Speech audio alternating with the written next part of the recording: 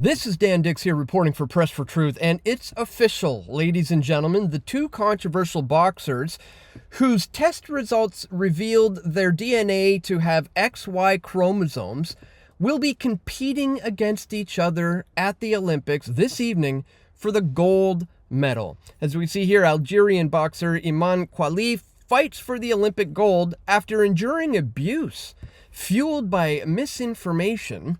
Or this, Lin Yu-ting advances to gold medal Olympic belt, excelling amid misconceptions about her gender. But there's really no misconception about what's going on here, ladies and gentlemen. As I pointed out in this Facebook post 6 days ago, a person with XY chromosomes should not be allowed to compete against someone with XX chromosomes. It's that simple, folks. Athletes are not allowed to use drugs for a competitive advantage. That's why they test for that, and there are doping laws. There are also tests for biological advantages as well, and the two boxers in question failed that test. Meanwhile, folks, we have an Olympic athlete in the shot put claiming that she's neither female or male. And this particular athlete says that, she has an alter ego called the Hulk, and a lot of people, are asking the question, hey, if you're claiming to not be a female, why are you competing against women?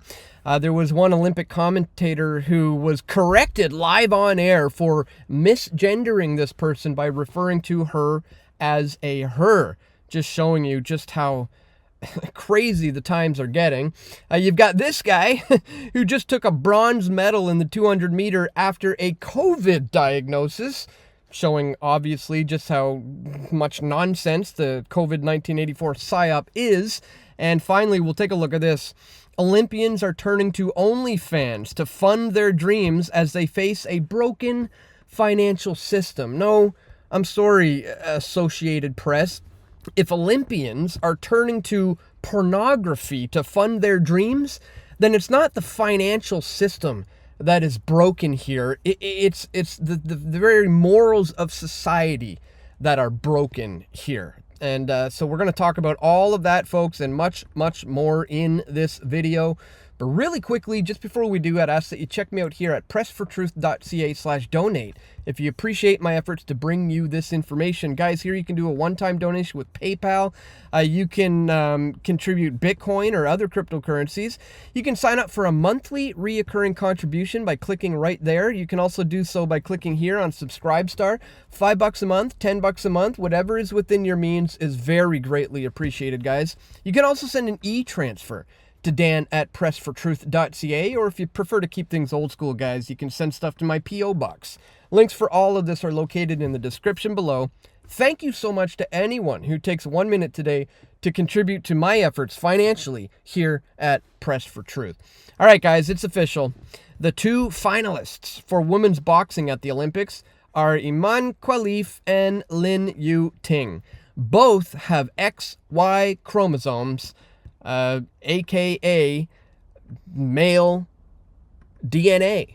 And in case you guys didn't know, the International Olympic Committee was warned about male boxers from the World Boxing Organization's very own vice president. A Hungarian sports official has come out and stated that Algerian boxer Iman Khalif is not female.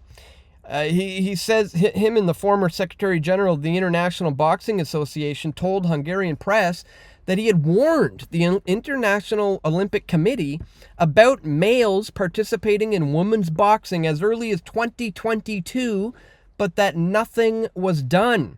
In a shocking statement made to this publication yesterday, Kovacs confirmed the speculation surrounding the Algerian boxer, adding that it had been known as early as 2022 that Khalif was a biologically male. The problem was not with the levels of Khalif's testosterone, because that can be adjusted nowadays, but with the result of the gender test, which clearly revealed that the Algerian boxer is biologically male. And this was, again, being shouted from the World Boxing Organization for years here. And I've got people even, claiming to me that this is just Russian disinformation. Like, look at this guy chiming in on my Facebook post here. Prove she's XY to begin with. Your Russian buddies at the IBA can't even produce these random results. This is all just speculation and rage baiting. Again, you're a loser, Dan Dicks. So I couldn't help but just laugh at that and say, it's the Russians is getting old, my dude. And indeed it is. I think it's, not going to come as too much of a shock to the world that the patriarchy is winning in a female boxing competition because the two finalists have XY chromosomes, folks. Meanwhile, you've got this shot putter claiming to neither be male nor female.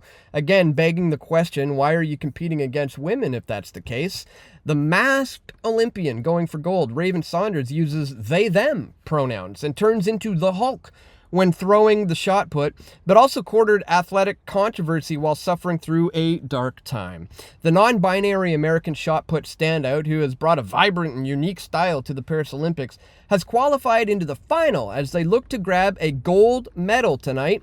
Raven Saunders, who uses they-them pronouns on Thursday, sported a black mask and gold-hued sunglasses.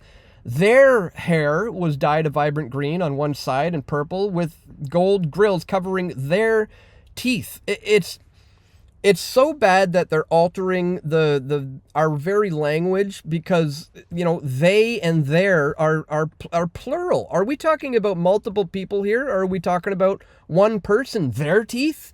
This is just absolute insanity. But why the concerted effort to such a distinctive appearance? This is Saunders' alter ego.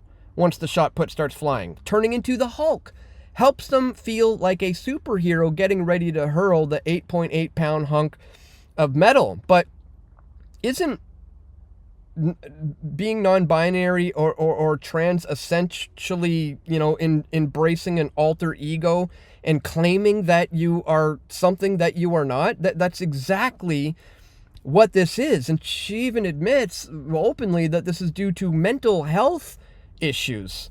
Well, of course there's mental health issues, but through my journey, especially dealing with mental health and things like that, I learned how to compartmentalize just to essentially, become the Hulk. Folks, what we have here is a mental health epidemic here. It's a social contagion that is really spread much like a disease over the last 10 years or so. And it's getting so just beyond ridiculous that sports commentators are being corrected live on the air, like this guy who says her.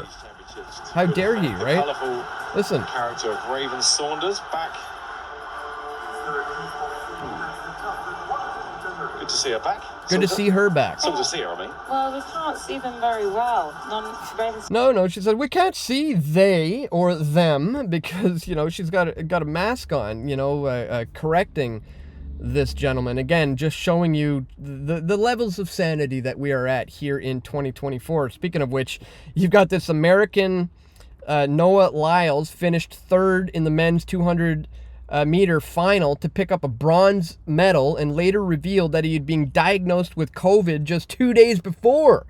So literally people who are suffering from COVID are winning Olympic medals right now, folks. I just thought I would include that in this report because it's quite laughable, really. And finally, guys, the Olympians who are turning to OnlyFans to fund their dreams as they face a broken financial system. Again, it's not the financial system that is broken when you have Olympians turning to pornography. It's the morals in society that have completely broken down.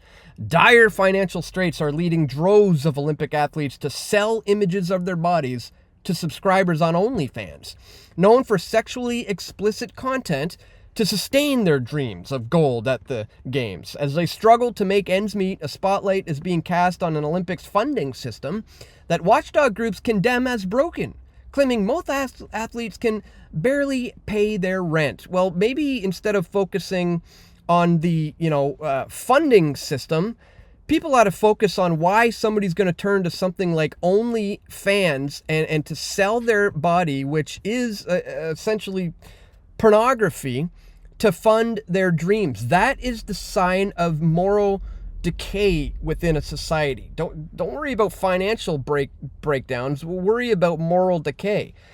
And it's exactly as I explained in this video. Yes, the 2024 Olympics opening ceremony was anti-Christian, but is anybody asking why? The opening ceremony for the 2024 Olympics in Paris has turned out to be one of the most satanic anti-Christian shows to happen on the global stage. In this video, Dan Dicks of Press for Truth asks the questions that need to be asked while also explaining why the world hates Jesus. Guys, this is an incredibly important video for you to watch and to understand how we've gotten to the point that we are at today. And what this world truly needs, you know, moving forward, as really the insanity is showing no signs of slowing.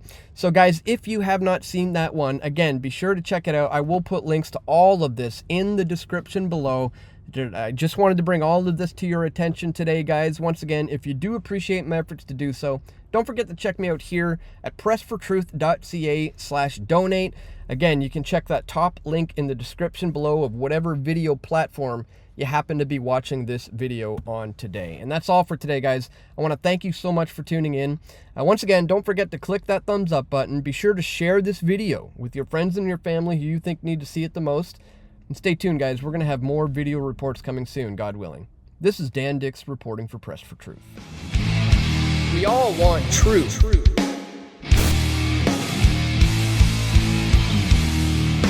The truth will set you free.